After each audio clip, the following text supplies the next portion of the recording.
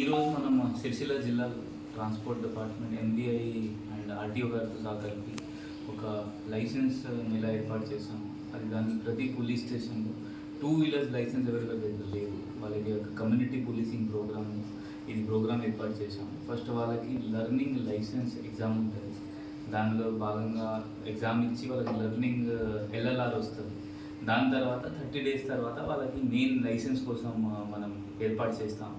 అది కూడా ఆర్టీఓ గారితో సహా లోకల్ పోలీస్ ఎంతమందికి మనం మ్యాక్సిమం ట్రై చేస్తాం. ఎందుకంటే ఇప్పుడు చూస్తున్నాము జనరల్ చాలామంది దగ్గర లైసెన్స్ ఉండదు. దానివల్ల వాళ్ళు ఊరు వాళ్ళ దగ్గర లేకపోతే వాళ్ళకి అనవసరంగా చలాన్ పడుతున్నాయి రెగ్యులర్గా. సో దానికి దృష్టిలో పెట్టుకొని మనం ఇది చిన్న ప్రోగ్రామ్ ఇది ఏర్పాటు చేసాం.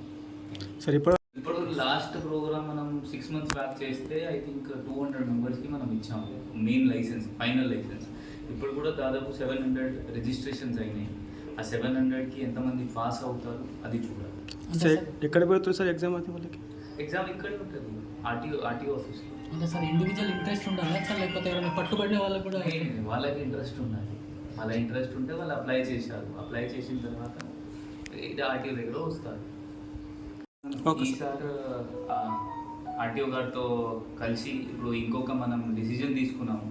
ఎవరికి 3 times కంటే 3 or more than 3 drunk and drive పట్టుకున్నాము వాళ్ళకి కూడా మనం లెటర్స్ రాస్తాము.